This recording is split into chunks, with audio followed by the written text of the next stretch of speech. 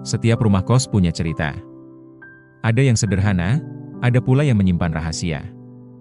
Bagiku, kos ini bukan sekadar tempat singgah.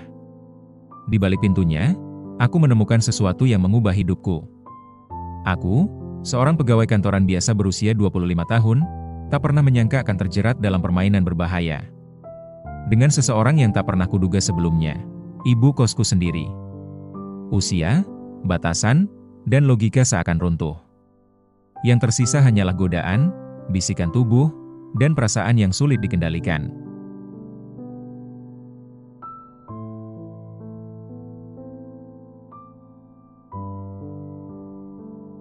Aku masih ingat pertama kali pindah ke kosan itu. Usia 25 tahun, baru beberapa bulan kerja kantoran di Bandung, dan pikiranku hanya dipenuhi rutinitas harian yang melelahkan. Tapi semua berubah ketika aku mengenal ibu kosku, seorang wanita berusia 35 tahun yang punya pesona yang sulit dijelaskan dengan kata-kata. Dari cara ia tersenyum, caranya berjalan, hingga bagaimana ia menatapku dengan mata yang seolah tahu lebih banyak dari yang ia katakan, semuanya membuatku sulit berpaling. Dia bukan tipe perempuan biasa. Tubuhnya terawat, sikapnya tenang, dan ada aura dewasa yang membuatku sering kehilangan fokus setiap kali berpapasan dengannya. Awalnya aku mencoba menganggap biasa, tapi semakin hari, semakin aku sadar bahwa ada sesuatu yang berbeda. Bahkan sekadar duduk di ruang tamu kos, mencium wangi parfum samar yang masih tertinggal di udara setelah ia lewat, sudah cukup membuat imajinasiku berlarian liar. Malam itu, hujan turun deras di luar jendela kamarku. Aku baru pulang kerja, tubuh letih, pikiran kacau oleh tumpukan laporan yang belum selesai. Aku keluar kamar untuk mengambil minum di dapur kos. Saat itulah aku melihatnya. Ia sedang duduk sendirian di ruang tamu, mengenakan gaun santai berwarna hitam yang menempel pas di tubuhnya. Lampu temara membuat bayangan tubuhnya terlihat samar namun begitu menggoda. Aku berdiri sesaat, hanya memperhatikan dari jauh. Ada rasa canggung, tapi juga ada dorongan yang membuat langkahku akhirnya maju. Saat aku lewat, aku merasakan aroma tubuhnya yang hangat bercampur wangi parfum lembut. Jantungku berdegup lebih kencang dari biasanya. Seolah tubuhku merespon sesuatu yang tak bisa aku kendalikan. Aku duduk agak jauh darinya, mencoba terlihat biasa. Tapi mataku terus mencuri pandang. Garis lehernya, lekuk bahunya, dan cara ia memainkan rambutnya dengan jemari, semuanya terasa seperti sebuah godaan yang sengaja dipamerkan. Aku meneguk air putihku perlahan, tapi bayangan tentang dirinya sudah memenuhi kepala. Ada momen singkat ketika matanya menangkap pandanganku. Tatapan itu bertahan sedikit lebih lama dari biasanya. Senyuman samar mengembang di bibirnya. Senyuman yang tidak hanya ramah, tapi juga seperti memberi isyarat tersembunyi. Tubuhku seketika terasa panas, meski udara malam begitu dingin. Aku kembali ke kamar, tapi sulit sekali tidur. Suara hujan deras di luar seolah berpadu dengan degup jantungku yang tidak tenang. Aku berbaring, menutup mata, tapi yang terlihat justru bayangan ibu kosku dengan gaun hitamnya. Setiap detail tubuhnya kembali muncul dalam imajinasiku. Rasanya terlalu nyata untuk hanya dianggap bunga tidur. Beberapa malam berikutnya, pola itu terus berulang. Setiap kali aku bertemu dengannya, ada getaran yang sulit aku abaikan. Bahkan ketika aku hanya mendengar langkah kakinya melewati lorong kos, tubuhku langsung bereaksi.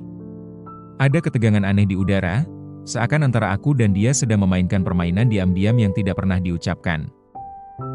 Suatu sore, aku pulang lebih cepat dari kantor. Kos sedang sepi, hanya ada aku dan dirinya. Dari kamarku, aku mendengar suara musik pelan dari ruang tengah. Rasa penasaran mendorongku keluar, dan aku menemukan dia sedang merapikan vas bunga sambil bergoyang kecil mengikuti irama. Gaunnya kali ini berwarna merah, menempel di tubuh dengan sempurna. Cahaya sore masuk lewat jendela, menyorot siluetnya yang begitu jelas dan indah. Aku berdiri di ambang pintu, tak berani terlalu dekat. Tapi ia menyadari keberadaanku. Tanpa perlu kata-kata, ia hanya menoleh sebentar, memberi senyuman tipis, lalu kembali ke aktivitasnya.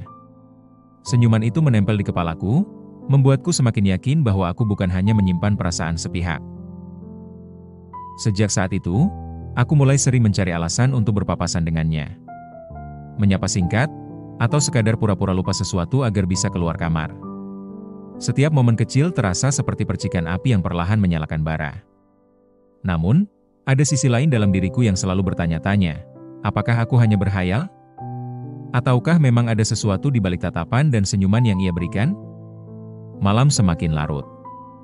Aku menulis ini sambil mengingat setiap detailnya. Rasa lelah dari kerja kantoran hilang begitu saja ketika pikiranku melayang pada dirinya. Ada bagian dari diriku yang mulai menyerah pada godaan itu. Dan aku tahu, jika terus berlanjut, cepat atau lambat, sesuatu yang lebih besar akan terjadi di antara kami. Sesuatu yang mungkin akan mengubah hidupku selamanya. Sejak sore itu, ketika aku melihatnya menari kecil di ruang tamu dengan gaun merahnya, hidupku di kos berubah. Setiap detik terasa seperti jebakan manis yang sengaja diciptakan untukku. Ibu kosku tahu betul bagaimana menjaga wibawa sebagai pemilik rumah, namun di saat bersamaan, ia juga tahu bagaimana menebarkan aura yang membuatku terus bertanya-tanya. Aku mulai kehilangan konsentrasi di kantor. Setiap kali mengetik laporan, bayangan dirinya menyelinap masuk. Kadang hanya cara ia menoleh, kadang suara tawanya yang lembut, kadang lengkungan tubuhnya saat melangkah di lorong kos. Rasanya seperti aku tengah bermain di antara garis tipis antara kenyataan dan fantasi. Malam itu, aku pulang lebih larut dari biasanya. Pintu depan kos tidak terkunci. Lampu ruang tamu masih menyala, tapi suasana sepi. Aku melangkah pelan, dan tiba-tiba mencium aroma wangi yang sangat familiar. Aroma itu selalu melekat pada dirinya. Aku menoleh, dan di ujung lorong aku melihat pintu kamarnya terbuka sedikit. Dari celah itu, cahaya redup keluar, bersama dengan suara musik pelan. Aku terpaku. Ada dorongan kuat dalam diriku untuk melangkah lebih dekat, meski akal sehatku berusaha menahan. Setiap langkah yang kuambil terasa semakin berat, tapi juga semakin mendebarkan. Bayangan tubuhnya terlihat samar di balik tirai tipis yang menutupi jendela. Garis siluet itu jelas, dan membuatku semakin sulit bernapas tenang. Aku berdiri di depan pintunya, hanya beberapa sentimeter dari batas yang tidak seharusnya aku lewati. Jantungku berdetak begitu keras, seolah hendak pecah. Inilah saat di mana rasa penasaran dan rasa takut bercampur menjadi satu. Aku tahu betul, jika aku melangkah lebih jauh, tidak akan ada jalan kembali. Aku kembali ke kamarku, tapi malam itu sama sekali tidak bisa tidur. Bayangan tirai tipis dengan siluet tubuhnya terus menghantui. Aku merasa seperti seorang perampok yang baru saja mencuri pandangan berharga, tapi justru semakin ketagihan. Hari-hari berikutnya semakin menegangkan. Ia mulai sering kebetulan berada di tempat yang sama denganku. Di dapur, ia menunduk mengambil gelas dari rak bawah, dan aku bisa merasakan udara di antara kami yang menegang. Di halaman belakang, ia menyiram bunga sambil sesekali menoleh ke arahku, dan aku menangkap senyum samar itu lagi. Senyum yang membuatku ingin melanggar semua aturan. Puncaknya terjadi pada suatu malam ketika listrik tiba-tiba padam di kos. Gelap gulita menyelimuti seluruh ruangan, hanya suara hujan deras dan angin malam yang terdengar. Aku meraba jalan ke ruang tamu, dan di sanalah aku merasakan kehadirannya. Nafasku tercekat ketika tubuh kami hampir bersentuhan di kegelapan. Detik itu, aku bisa mendengar detak jantungku sendiri. Nafasnya terasa begitu dekat, hangat, seakan menempel di kulitku. Tidak ada kata-kata, hanya keheningan yang penuh arti. Sesaat, aku merasa dunia berhenti berputar. Hanya ada aku, dia, dan rasa yang semakin tidak bisa dibendung. Saat lampu kembali menyala, kami berdua berpura-pura biasa. Tapi aku tahu, momen singkat itu adalah sebuah titik balik. Ada rahasia yang kini kami bagi bersama, sebuah permainan yang berbahaya tapi terlalu manis untuk dihentikan. Sejak malam itu, setiap pertemuan terasa berbeda. Aku mulai membaca isyaratnya lebih jelas, tatapan yang terlalu lama, senyum yang terlalu dalam, dan jarak tubuh yang terlalu dekat untuk sekadar kebetulan. Aku merasa seperti sedang menari di tepi jurang. Aku sadar, cepat atau lambat, aku akan terperangkap sepenuhnya dalam daya tariknya. Dan mungkin, itulah yang diam-diam aku inginkan sejak awal. Hari-hari setelah malam listrik padam itu terasa seperti sebuah jebakan manis. Aku dan dirinya seakan terikat dalam rahasia yang tidak pernah kami ucapkan, tapi begitu jelas terasa di udara. Setiap kali kami berpapasan, tatapan kami saling menahan sesuatu yang lebih besar dari sekadar basa-basi penghuni kos, dan aku mulai tidak bisa berpura-pura lagi. Setiap detik bersamanya adalah godaan yang membakar.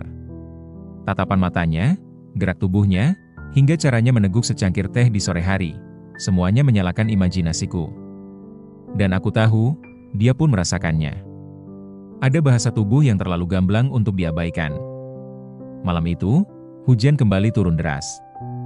Suasana kos begitu hening, sebagian besar penghuni sudah tertidur. Aku keluar kamar dengan alasan ingin mengambil minum. Lampu ruang tamu temaram, dan di sanalah aku menemukannya.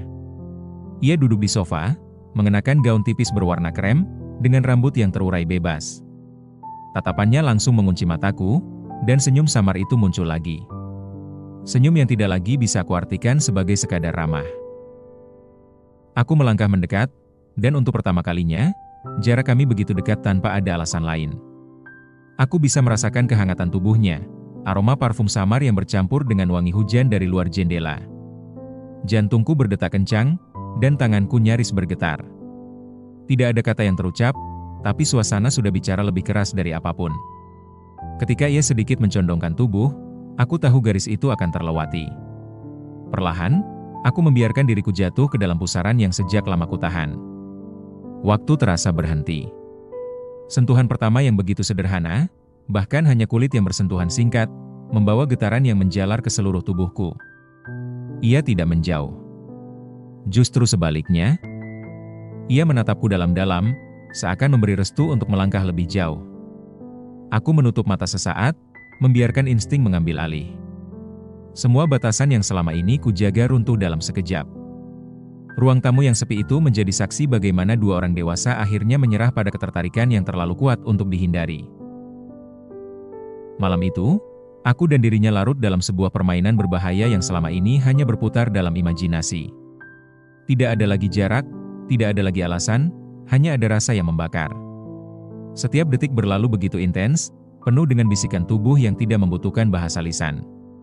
Ketika akhirnya kami terdiam, hanya suara hujan di luar yang terdengar. Aku menatapnya, dan ia membalas tatapanku dengan senyum yang berbeda. Senyum yang menandakan kami telah melewati batas, dan tidak akan pernah kembali sama seperti sebelumnya. Aku tahu, ini bukan sekadar fantasi. Ini adalah kenyataan baru yang akan mengubah segalanya. Berbahaya, ya. Tapi juga begitu memabukkan. Dan untuk pertama kalinya dalam hidupku, aku tidak ingin menyesalinya. Dan begitulah, malam itu menjadi titik balik. Aku dan dirinya akhirnya melewati garis yang selama ini kami jaga. Tak ada lagi sekadar tatapan, tak ada lagi hanya imajinasi. Kami menyerah pada perasaan yang sejak lama membara. Berbahaya?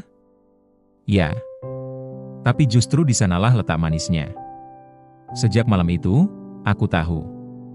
Hidupku di kos ini tidak akan pernah sama lagi. Karena ada rahasia yang hanya kami berdua yang tahu, dan rahasia itu terus membakar hingga kini.